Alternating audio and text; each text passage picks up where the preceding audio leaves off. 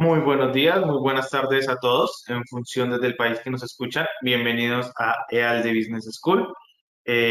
Hoy tenemos una entrevista a la experta Rosa Borjas, que es una consultora especialista con más de 25 años de experiencia.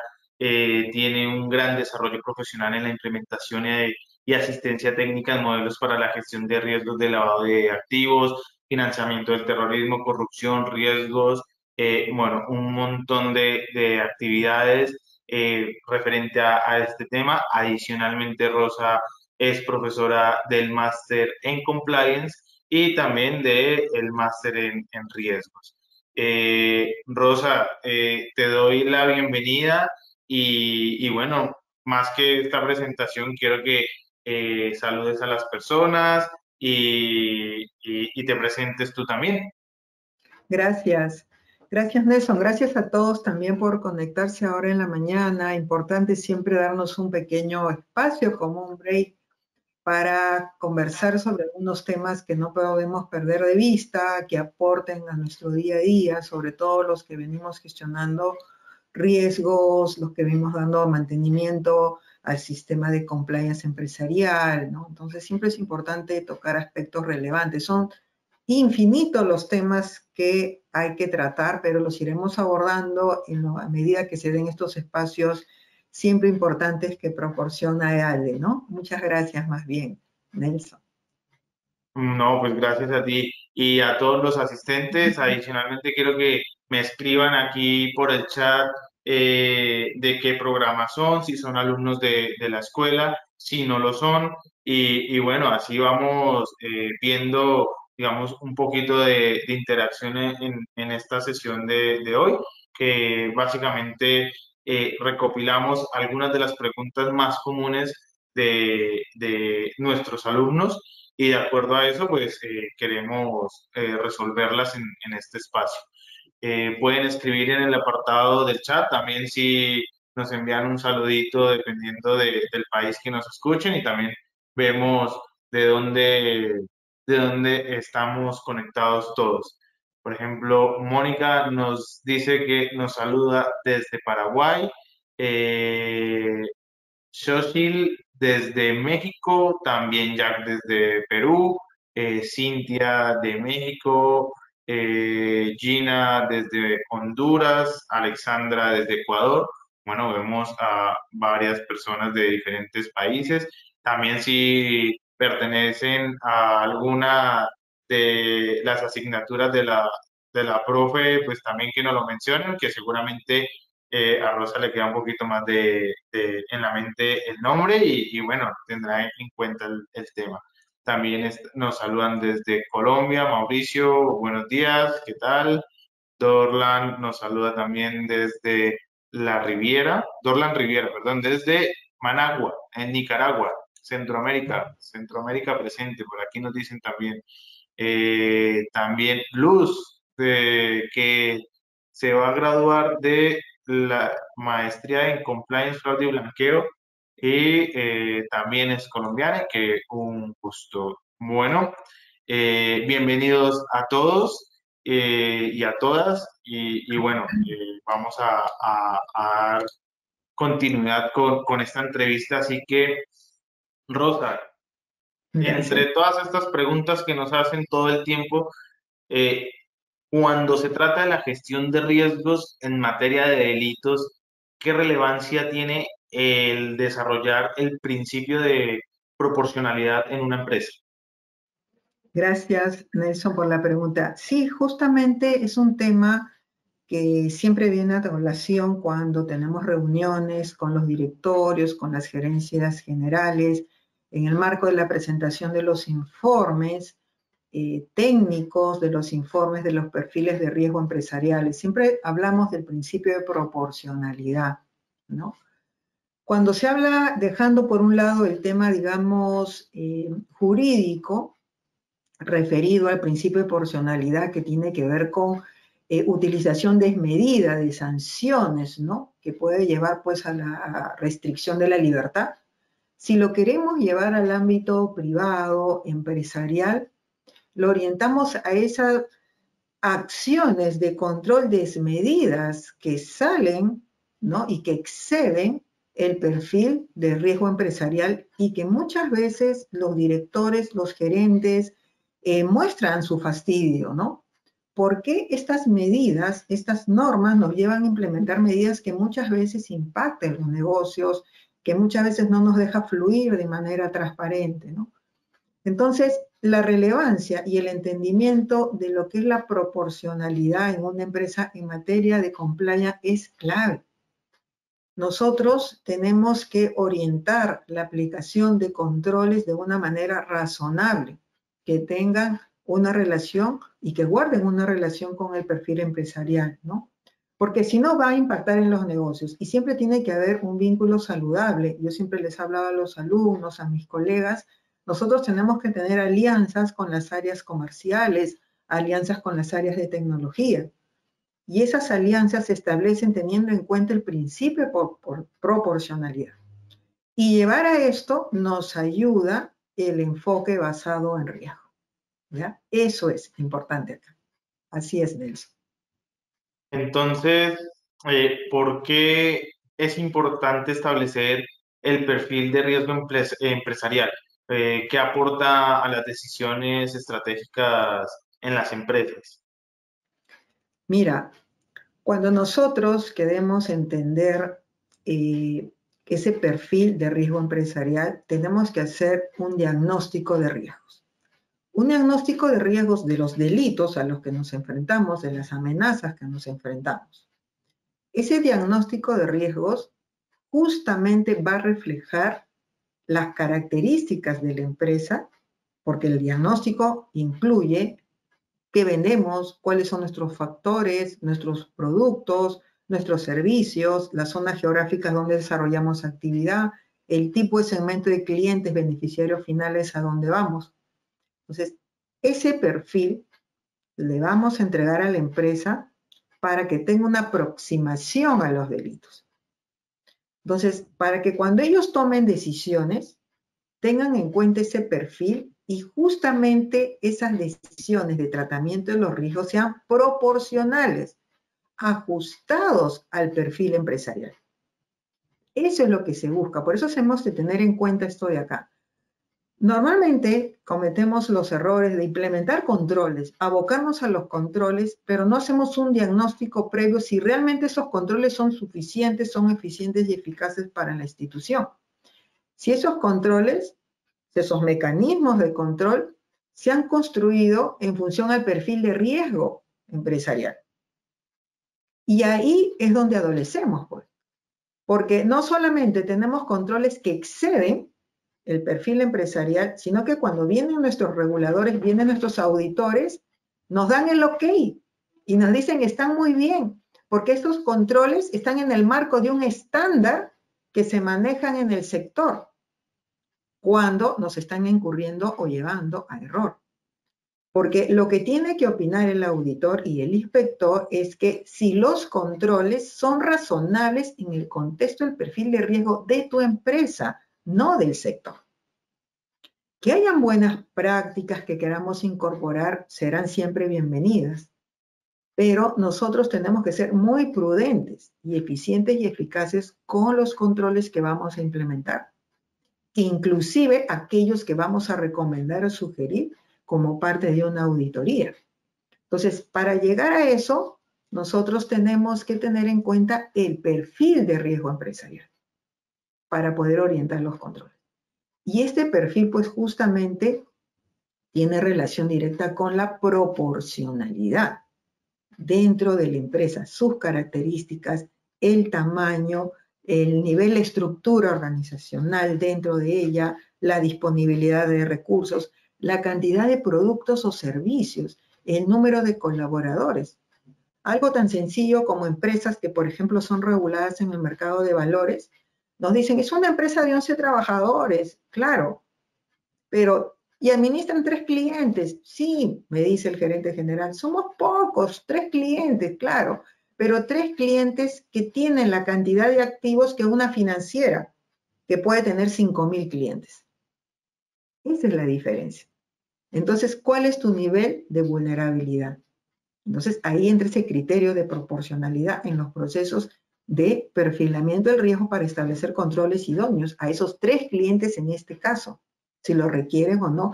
Y en el caso del sector financiero también harán su diagnóstico para determinar en función a su perfil de riesgos de lo que, digamos, de las fuentes generadoras de riesgo para que nos lleven a orientar, pues, unos controles que sean realmente eficientes y eficaces, ¿no? Entonces, es lo que nosotros buscamos, ¿no? Construir mecanismos en función al perfil, teniendo en cuenta estos principios de proporcionalidad. Bien, Nelson. Bueno, entonces, de acuerdo a todo esto, ¿será entonces eficiente establecer los componentes de cumplimiento y de riesgos y cómo pueden convivir tanto el cumplimiento como riesgos? Claro que sí. Cuando nosotros hablamos de decisiones estratégicas, para la toma de decisiones estratégicas por parte del directorio o un órgano equivalente, estos tienen que ser pues bien reales, ¿no? Tienen que ser eficientes, se tienen que documentar. Y lo que muchas veces vemos es que cuando vamos a mirar las actas de esas decisiones estratégicas, no encontramos nada. Encontramos generalidad, encontramos aprobación de manuales, encontramos aprobación de documentos, pero realmente, ¿qué hay en contenido? ¿Qué realmente se está aprobando, que está aportando a la decisión estratégica y crecimiento económico empresarial? Entonces, para ello es suministrar información para la toma de decisiones. Y el hecho de suministrar información, no podemos perder de vista de tener en claro estos componentes, que normalmente lo llamamos como componentes de cumplimiento y componentes de riesgo. Porque conviven, se suman, y es un tema que siempre le traemos a debate.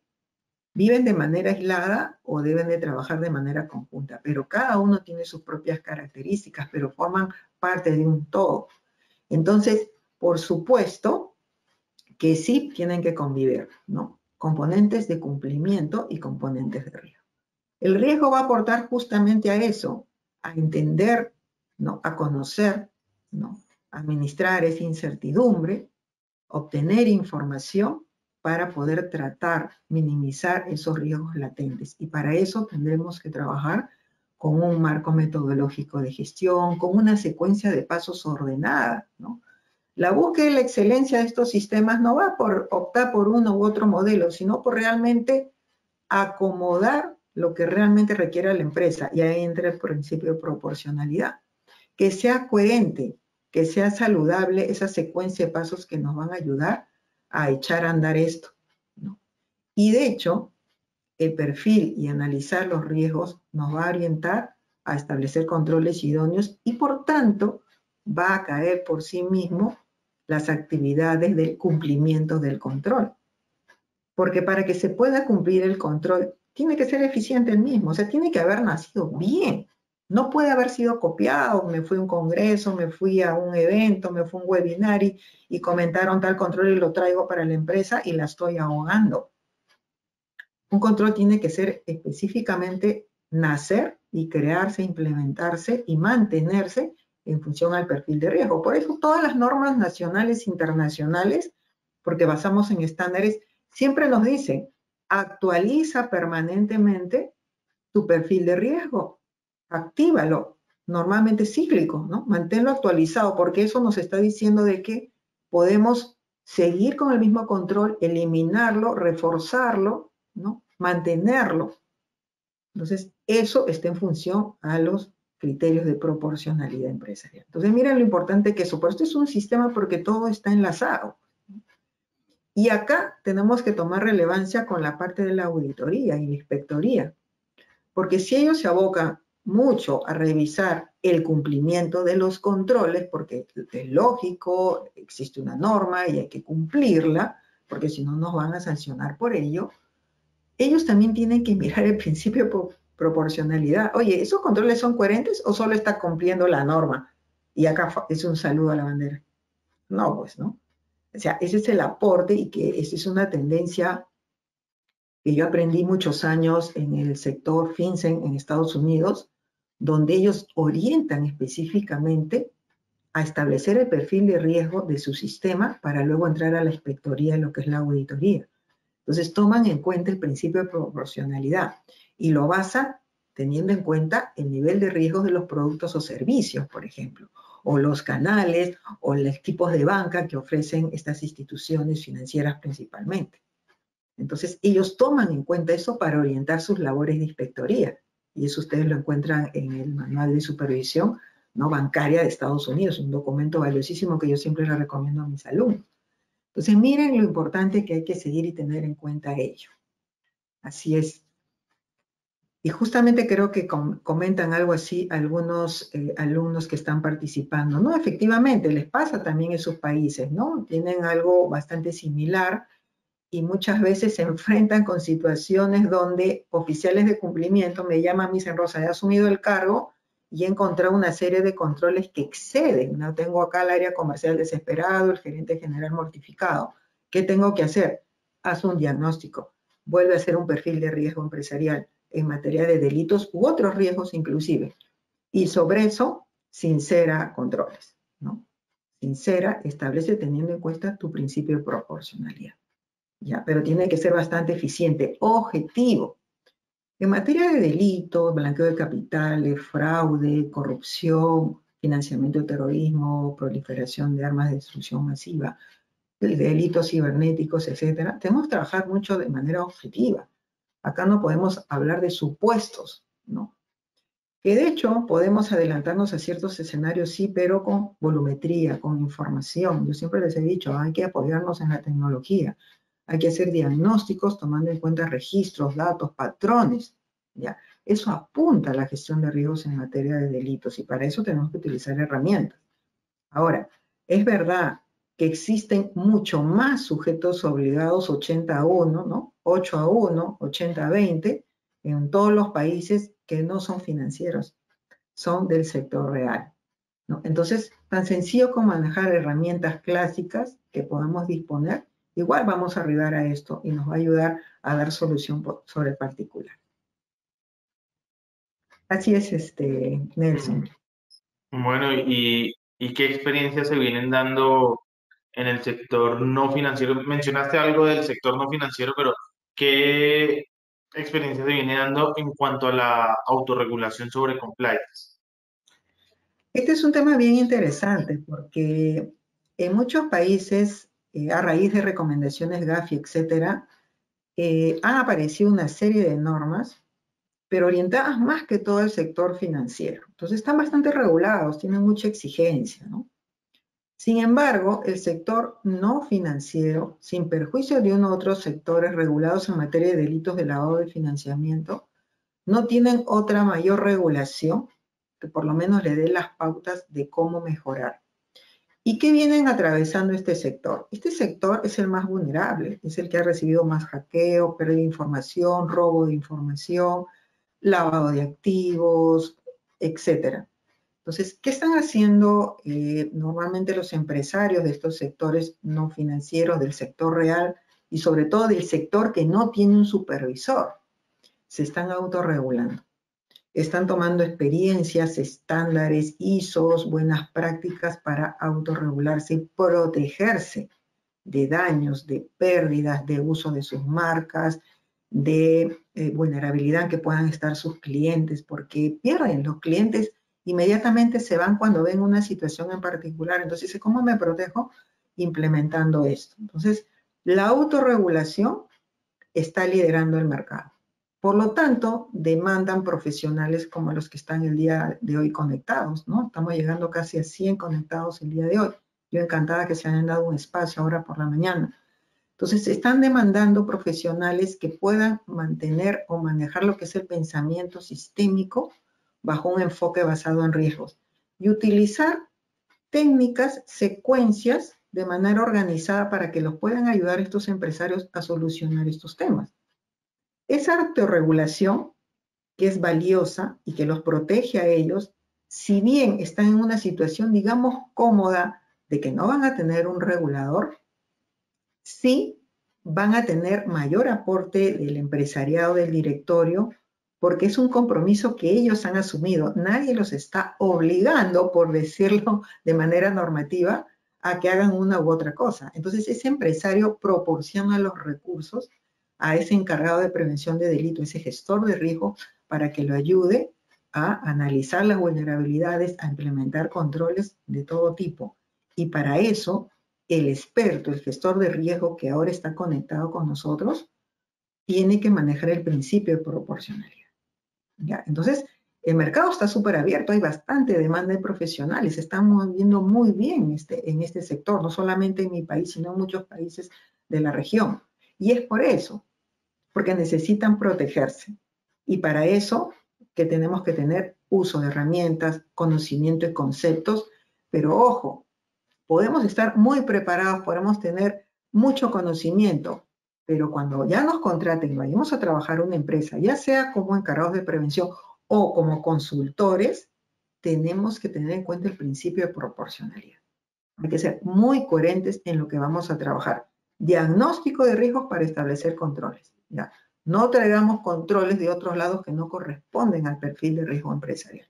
Es lo que se busca en estos temas. Y creo que por ahí también va una pregunta, ¿no?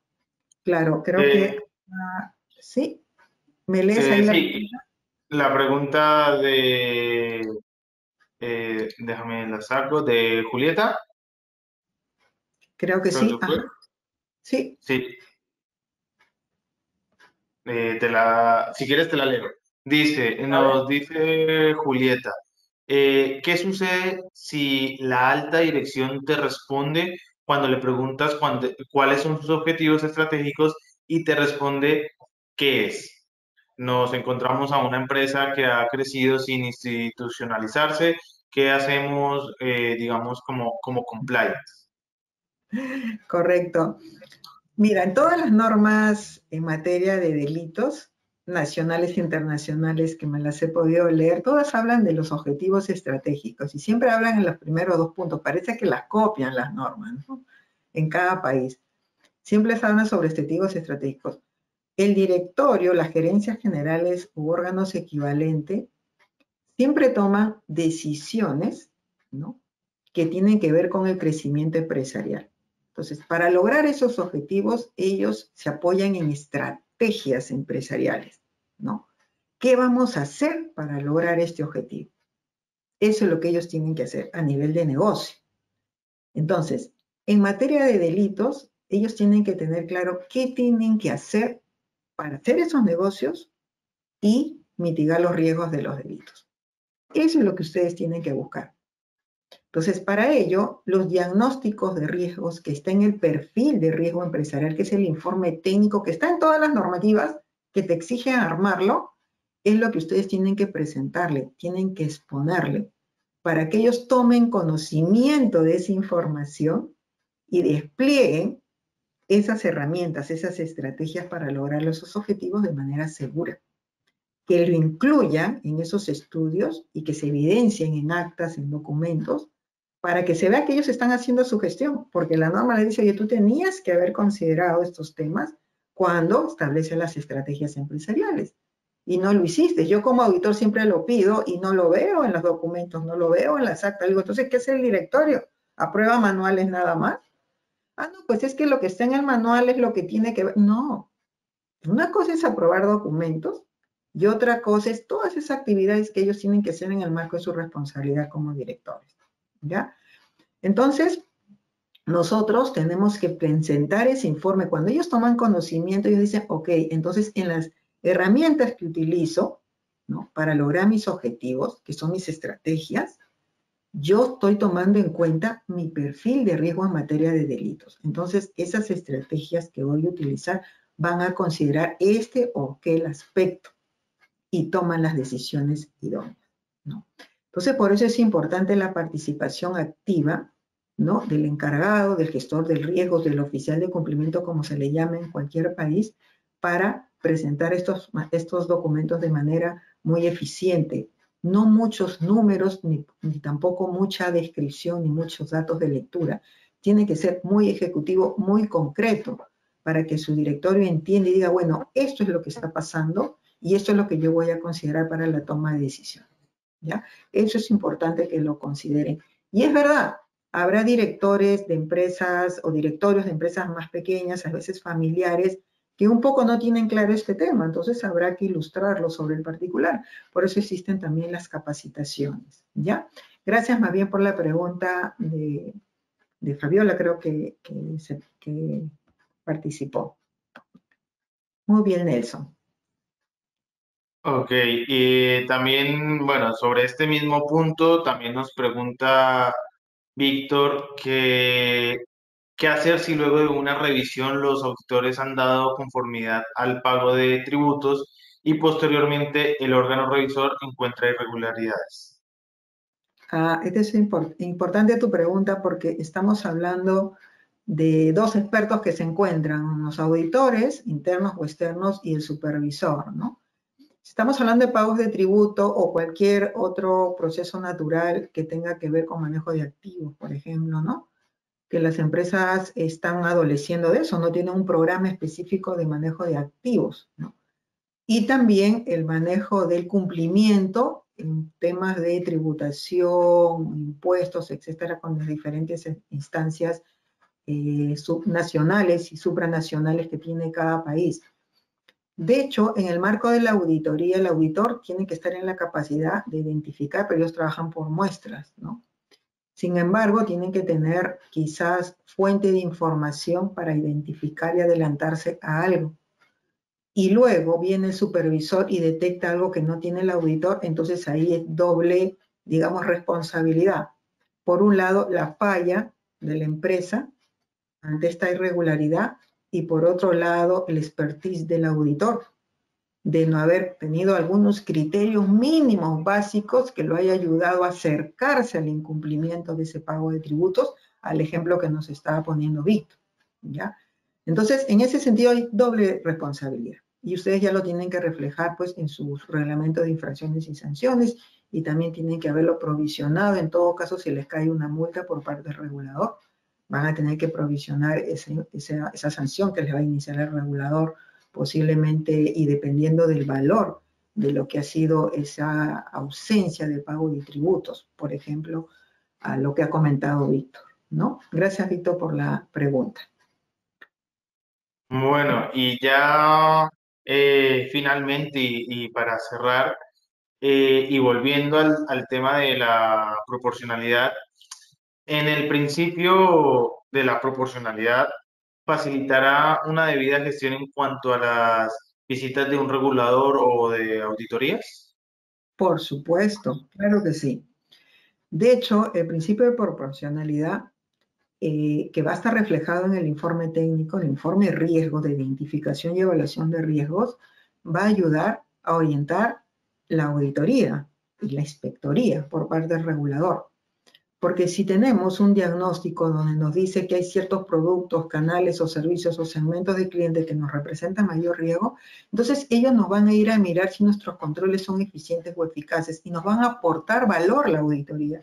Nos va a decir, oye, tu riesgo es importante, pero los controles que has implementado están todavía muy deficientes o posiblemente son eficaces pero no eficientes, o sea, cumplen pero no aportan valor, que tiene que ver con la eficiencia. Entonces ellos nos pueden dar una recomendación propositiva para mejorar lo que tenemos. Entonces por eso es importante que ellos tengan un diagnóstico previo. Pero el Instituto de Auditores Internacional provee las herramientas también para que los auditores y los inspectores, cuando van a una empresa donde no existe un perfil, no existe un informe de diagnóstico de riesgos, ellos construyan el suyo, como en algunos países lo vienen haciendo los supervisores. Ellos hacen un perfil de riesgo de su supervisado y orientan claramente la auditoría, ¿ya?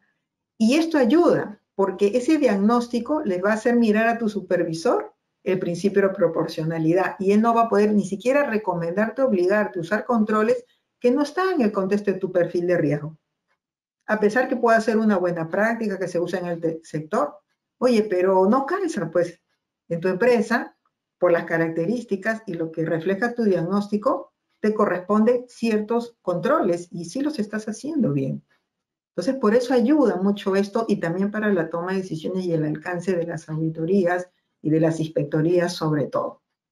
Entonces, este tema es clave, ¿no? Y realmente yo creo que el haber tocado ahora esta mañana, en estos minutos, que siempre es importante conectarnos y luego regresar a trabajar el principio de proporcionalidad, no nos olvidemos, ¿ya? Ser coherentes, partir de manera objetiva de un diagnóstico de riesgos para luego orientar controles eficientes y eficaces. No es al revés, ¿ya? Y sobre todo orientar esta tendencia también a nuestros auditores, a nuestros inspectores, para que tomen en cuenta estos diagnósticos antes de hacernos la labor de auditoría. Ellos establecen un plan de procedimiento y hay que darle los insumos, no hay que dárselos después, hay que darle antes, para que ellos establezcan un procedimiento bastante eficiente en la auditoría.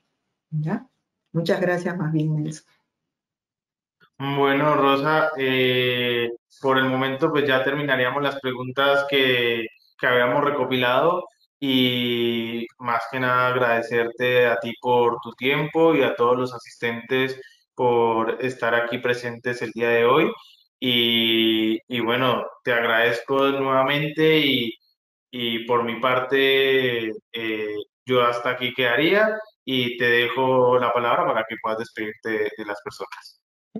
No, muchísimas gracias a todos, siempre encantada en las redes profesionales de interactuar, para eso tenemos Messenger, tenemos la Escuela de Negocios, ustedes saben que estos temas nos apasionan a todos, el aporte, la interacción siempre es valiosa, estos temas son dinámicos, son cambiantes, tenemos nuevas amenazas, nuevas herramientas y ahora con la inteligencia artificial yo solamente les aconsejo, y porque me hacen las preguntas, que siempre las herramientas y la tecnología va a existir, pero el conocimiento, que somos nosotros, es lo que va a determinar la experiencia y el conocimiento.